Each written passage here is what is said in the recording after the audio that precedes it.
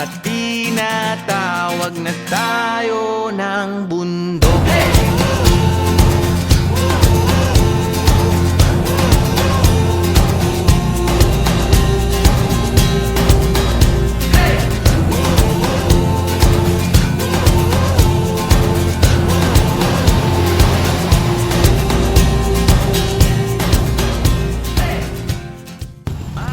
Welcome, adventurers! Kung ang hanap ng adventure na puro good vibe at walang sawang tawa, akong bahala dyan. Ako si Irish, ang energy booster ng trip na to.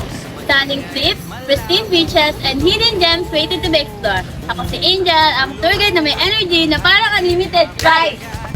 At kung ang hanap ko ay epic views, solid adventures at kwentong may laman, ako na to, si Divine, ang travel body mo may itinerary sa kamay at pantok sa bulsa.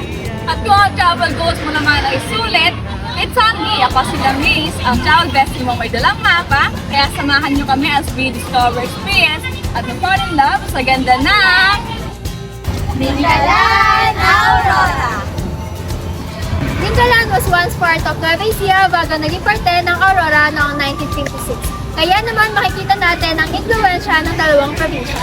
At alam niyo ba na noon pa man mayaman na sa pag-iisla at agrikultura ang Dingalan? Dahil nasa east coast ng Luzon, una ang Dingalan sa sumasalubong sa mga bagyo kaya matitibay at madidiskarte ang mga tao rito. Kilala rin ito bilang Batanes of the East dahil sa rolling hills at cliffs pero mas madali at mas mura puntahan. Pero kahit gaano kaganda ang lugar, Mas maganda pa rin ako. Charot! Dingalan Port is the heart of town's fishing industry, bringing fresh seafood every day. Tay, gaano po kahalaga ang pangingisda dito po sa Dingalan? Mahalaga sa amin yun dahil doon kami kumukuha ng pang-araw-araw. Sa inyo po, ano po yung pinaka-the best seafood po ng Dingalan? Ang talaga namin sa Barilis. Trivia! Alam niyo ba ang Pilipinas ang pinaka-top producers ng seafood sa buong mundo? At dito sa Dingalan, makakatikim kayo ng pinakasariwang huli ng seafood.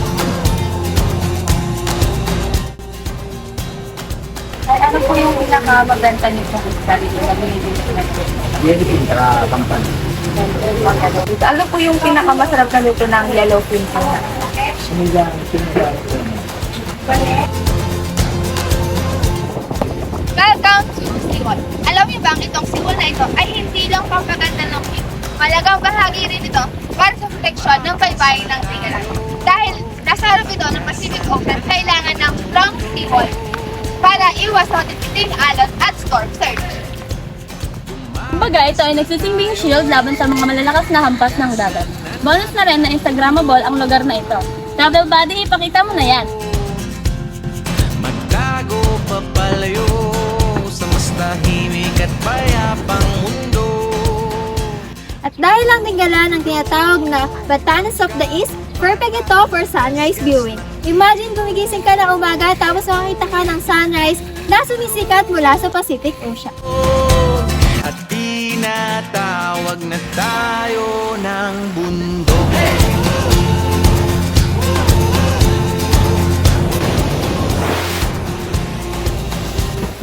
Welcome to the breathtaking beaches of Dingalan!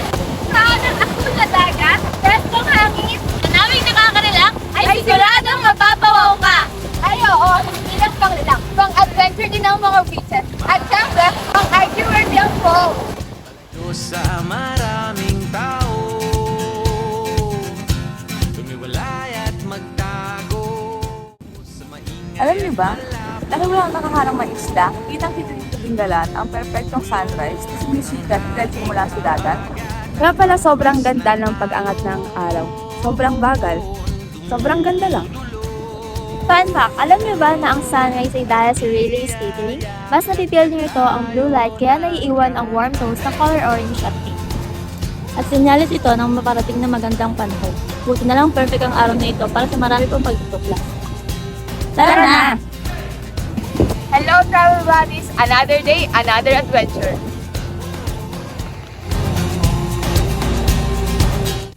Dito sa Dingalan, isa sa pinakasariwa ang seafood. Kasi diretsong huli mo sa dagat, walang freezer, walang dayaan, purong dagat lang ang nagpapalamig.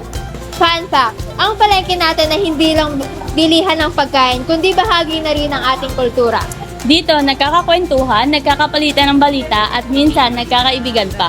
Kahit anong kulitan, dito natin makikita ang tunay na sipag ng mga taga-Dingalan. Lahat gumigising ng maaga upang may mausap pamilya. Kaluluwang makita ang bukang liwayway.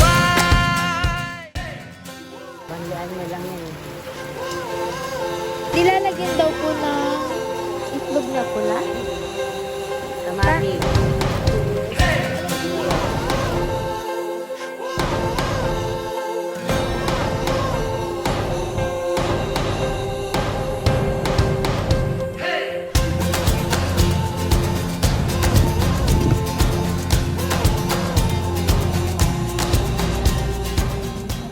Isa sa pinaka-iconic na landmarks dito sa Dingalan ay ang Grotto na Birheng Maria's Tuktok.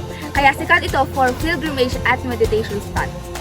Nanamula rito ang Pacific Ocean at Dingalan Coastline. Spiritual retreat na, adventure spot pa.